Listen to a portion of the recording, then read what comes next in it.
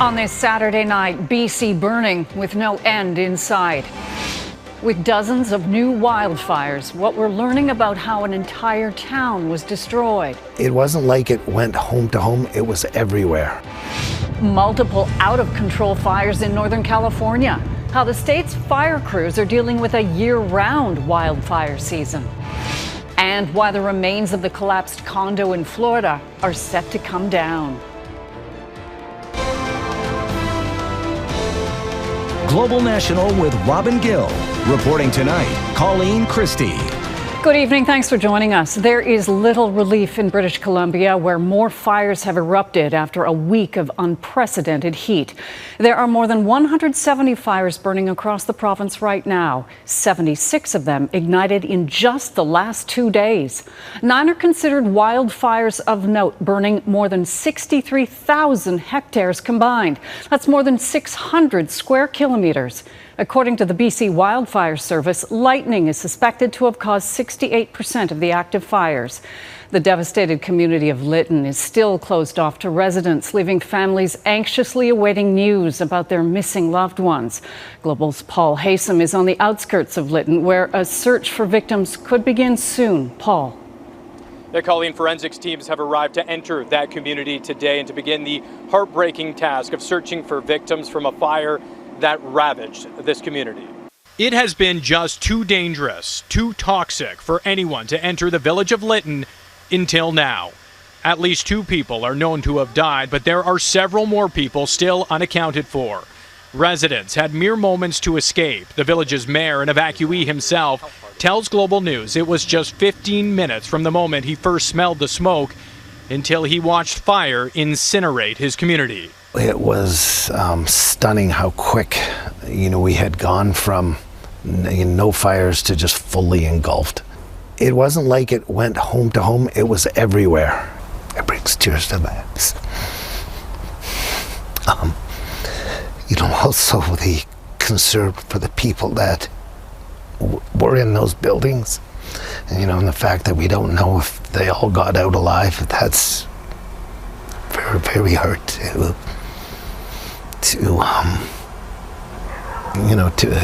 take. The Lytton fire is still growing north of the community. Residents of another 100 homes have been forced to evacuate. Evacuation orders are in effect in other parts of the province as well. An out-of-control fire south of Kamloops has grown to 31,000 hectares, also threatening homes. The Skichestan Indian Band issued an evacuation order for 2 reserves on Friday night, and nearly 700 properties remain under evacuation order around Decca Lake near the community of 100 Mile House. The district fire chief says around 100 firefighters from other parts of the province are expected to lend a hand as the situation gets worse. There's a number of fires around us, around the district of 100 Mile, so they can go to any of these fires and be able to protect the homes for the citizens out there. And Mother Nature is not helping. The combination of heat, wind, and now lightning are expected over the next week, serving as a triple threat right across the province. Colleen? Paul Haysom. Thank you, Paul. In Alberta, an investigation is underway into a deadly house fire that erupted early Friday morning in Chestermere, just east of Calgary. 7 people, including 4 children, were killed. As Matthew Conrad reports, the community is shattered. One day after a house fire in Chestermere took the lives of 7 people, including 4 children ranging in age from 4 to 12, neighbors and community members are still trying to come to terms with the immense and tragic loss. I was just out for an early ride yesterday morning and accidentally came upon it, and was shocked and horrified. It hit everybody hard. It's, everybody has kids, and it's very sad. Amjad Kamal, his wife Batul, and their 5 children had only recently moved into their home in Chestermere after arriving in Alberta from Ontario, according to community members. On Thursday, he welcomed his brother Assad and his wife Rafia and their 3 children over for a Canada Day celebration. RCMP say it was just after 2:30 in the morning on Friday that a fire broke out. Amjad got out of the house. Somehow he saved 4 kids, 2 of his and 2 of his brothers, Assad's, but he couldn't, the Assad, his wife, and his own wife, and 4 other kids, they couldn't make it. Suddenly 7 people were swiped off this world and on earth and just left us. So I can't believe that. 2 fundraisers have been set up for the families, and a vigil is being planned in Chestermere on Monday at 8 p.m. For now, residents say this is when the community will need to show its strength. We're all in the same boat together, and it wouldn't matter if it happened to my neighbor or someone down the street. If they need something, people should be willing to help what they can. RCMP say the cause of the fire is still under investigation. Matthew Conrad, Global News. It has been 10 days since that deadly building collapse in Florida. 24 people are confirmed dead, but 121 are still unaccounted for, including 4 Canadians. As Reggie Cecchini reports, the search is once again being paused as officials prepare to demolish what remains of the tower. It serves as a reminder of the pain and suffering felt by a shattered community. And for many families, a planned demolition of the remaining part of the Champlain Tower might lend to a sense of closure. You'd hate to see there'd be another disaster out there with this building being, if it falls in the wrong way. It's not structurally sound, and the threat of tropical weather expedited engineering studies, ensuring a quick removal. 40 to 50 mile an hour winds could have a major impact on the existing debris falling. It's a real danger. But it's a devastating blow for those still holding out hope for a miracle rescue. An already painstakingly slow search will now be paused again. Search and rescue does have to pause temporarily while the demolition preparation is underway. So preparation includes activities like drilling into columns. There is threat to the standing building that is posed to the first responders. It's another delay to getting answers and holding someone accountable. There were dire warnings about the building's integrity, and new reports suggest the Condos Board had been pleading with the city for construction permits up until just hours before the tower fell. Being right by the ocean and the salt water, there are impacts on the concrete and the steel structures within the concrete. The Champlain Tower's fate only adds fuel to a structural audit of buildings from the 70s and 80s, when underground parking and balconies became key features. There's coral and limestone beneath the surface. It's not the soundest of foundations to build on. Building codes changed in 1992 following Hurricane Andrew, after the Surfside building was built, and hundreds of others, like this one in North Miami Beach, which was evacuated on Friday. I think the building is not having some permits, and they need to bring an engineer to check the building. If there is detection, there should be an inspection. And layered on top of the county-wide audits and investigations, a federal probe requested by the president by the agency that looked into the World Trade Center collapse. An initial assessment was started on Friday by the National Institute of Standards and Technology. And while it could take more than a year to get a full report, information could start being made public in the coming months. Colleen? Reggie Cecchini, thank you. In Japan, at least 19 people are missing after a powerful mudslide hit a town southwest of Tokyo.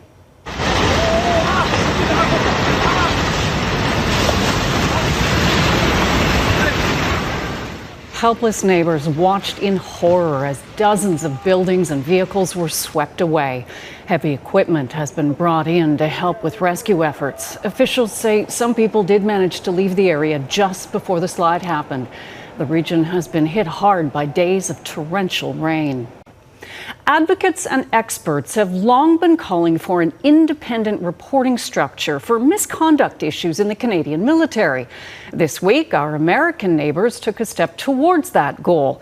The Canadian forces have long been under a renewed spotlight for all kinds of misconduct issues, but the Prime Minister won't commit to a timeline for similar action. Abigail Bimman has more. I have confidence in the acting Chief of Staff. I know Chief of Defence Staff. The Prime Minister was clear he stands behind Lieutenant General Wayne Eyre after Eyre decided to let the head of the Navy keep his job, despite golfing with former Chief of the Defence Staff Jonathan Vance, who is under military police investigation. But Justin Trudeau was non-committal on a timeline for a major shift in military investigations. Advocates have long been calling for an external reporting system outside the chain of command. Instead, Trudeau pointed to the work of former Supreme Court Justice Louise Arbour, appointed to lead an external review into the misconduct that's been plaguing the forces. Madame Arbour and I both absolutely agree that we can't wait a year for that final report.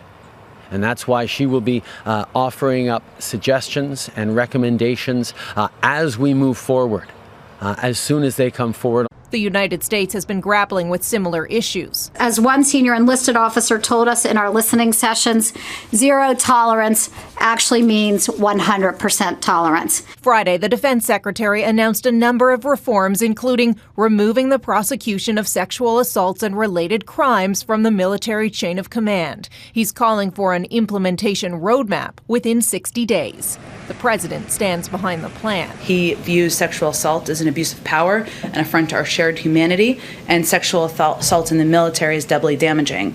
Though it could take until 2023 to implement and doesn't go as far as legislation led by Senator Kirsten Gillibrand, whose bill calls for broader military justice reforms. Still, a roadmap within 60 days, which our Prime Minister did not commit to matching.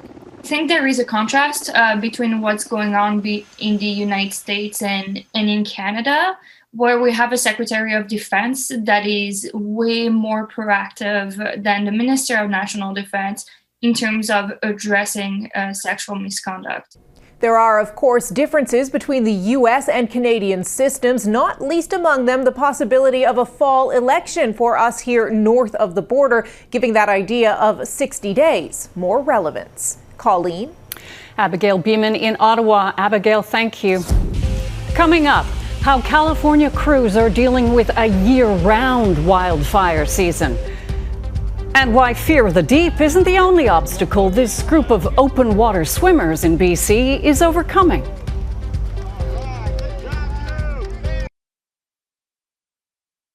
Fire crews in Northern California are battling 3 out-of-control wildfires. This is a time lapse of what's known as the Salt Fire north of Redding. It erupted on Thursday and has grown since, scorching more than 3,000 hectares. Several homes and buildings in the community of Lakehead have been destroyed. Investigators believe the fire may have been caused by a vehicle, saying a hot car part or other hot material became separated from a vehicle, igniting dry vegetation. California has seen more than its fair share of devastating fires in recent years. With climate change driving up temperatures and increasing drought conditions, the wildfire season there is virtually year-round. The state's firefighting agency, CAL FIRE, is always on high alert. Rob Malcolm looks at some of the preparations crews are taking as they brace for more fires to come.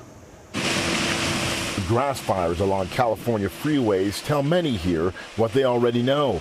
Fire season has arrived. The season used to be predictable, but with changing weather patterns, it's not anymore. It's hard to say that we really have a fire season anymore. We basically have a fire year and the ability to have fires at least somewhere in the state any day of the year. 2020 marked a record year for fires in the state. The numbers, according to Captain Foxworthy, were staggering. Last year, in 2020, the state burned just shy of 4.3 million acres in totality in California.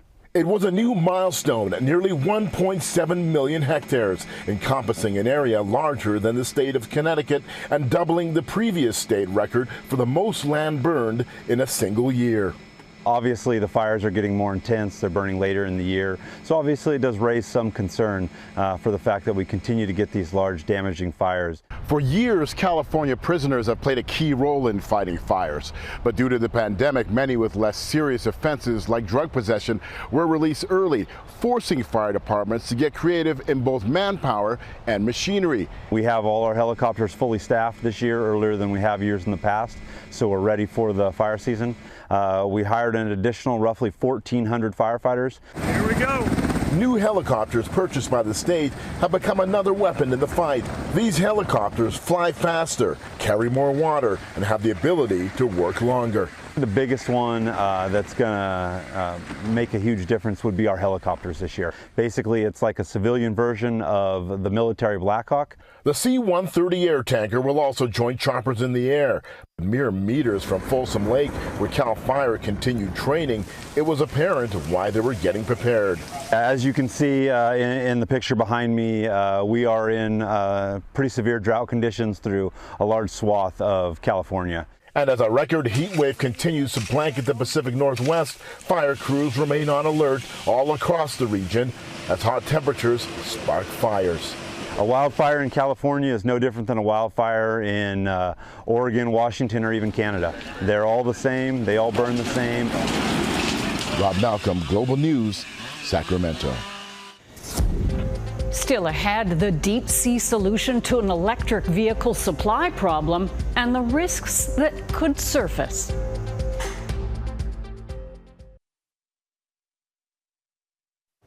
The heat waves and wildfires that have dominated Canada's summer so far are clear examples of the global climate crisis. A recent survey found that more than 90% of Canadians agree electrification is key to climate action. Sales of electric vehicles have surged in recent years, but finding the metals to make all those batteries is a challenge in itself. Chris Galis looks into one possible solution and the risks involved. Deep beneath the ocean's surface, the metals company is hoping to help meet the demand for electric vehicle batteries.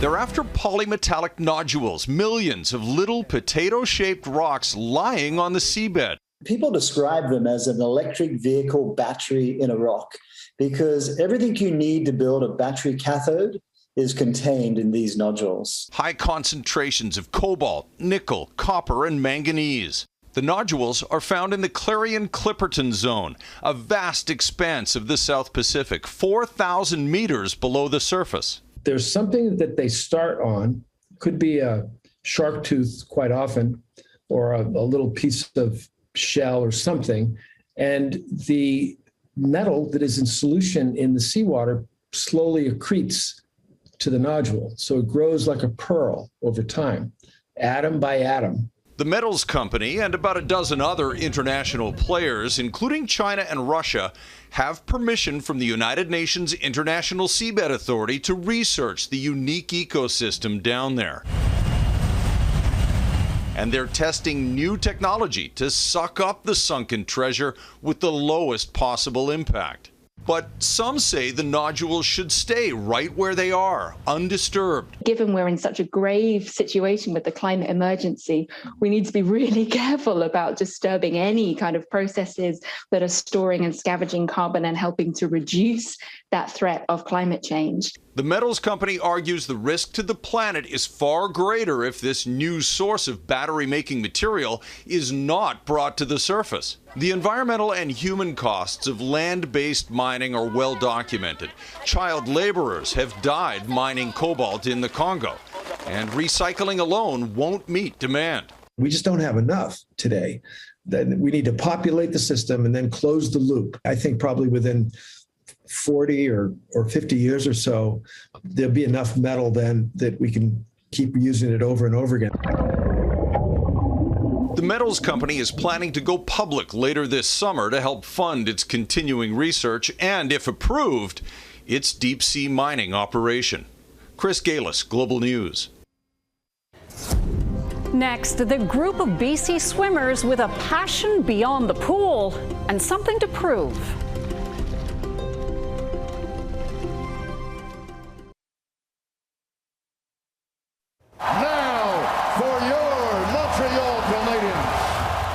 Nothing quite like playing on home ice in front of fired-up fans. Last night, more than 3,000 supporters packed Montreal's Bell Centre, cheering on the Canadiens in the team's first home game in a Stanley Cup final series since 1993. Despite the energy, the Habs went down 6-3 to Tampa Bay. Montreal is now just one loss away from being swept by the Lightning. Open water swimming is not for the faint of heart, and that's what makes it so empowering for the Spirit Orcas. The Victoria BC Swimming Group is training to take on some major challenges, but as Jay Durant explains, these athletes have more in common than nerves of steel and a passion for the Pacific. This is the worst part. What's the worst part? Maybe it's the cold 10-degree water, or perhaps the strong currents. Or it could be the seaweed obstacle course. Hey, Peter. But none of this has slowed down the Spirit Orcas. So it's all about myth busting. Susan Simmons challenged her group of 8 swimmers, and they have all succeeded while facing their own challenges. Think about autism, things on the autism spectrum, learning delay, learning disabilities, PTSD. These are not short swims, a number of different stages, up to 20 kilometers a day, all part of a planned route across some vast stretches of open water around BC. For this year, I'm doing a very tough swim from Jordan to Colwood. The most favorite thing that I've done throughout the year is the Great Bear Swim. Oh, my leg. It's obviously physically demanding. I'm not doing very well, am I?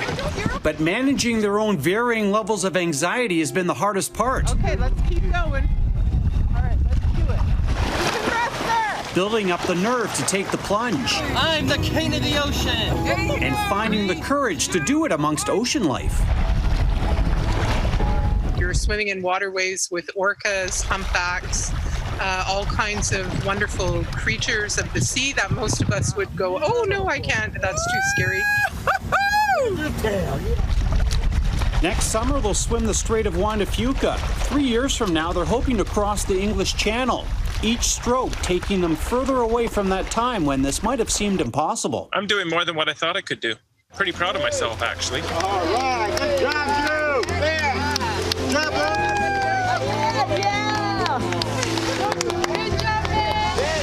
Jay Durant, Global News. Good for them. To the Atlantic coast now, where one seal was caught trying some open land waddling at a popular park. Have a look. This isn't the usual wildlife you would see in Dartmouth's Shooby Park. Halifax police received an early tip about a huge seal in an off-leash area. It took more than 6 hours and 5 different local and federal organizations to return the 600-pound visitor to the ocean. That is Global National for this Saturday night. I'm Colleen Christie. For most of Canada, it's been hot out there, and for wildlife, too. Cow moose swimming in our right in front of our cabin. This cow moose was captured on camera taking a dip to escape the heat wave hitting BC's Caribou region. Only in Canada.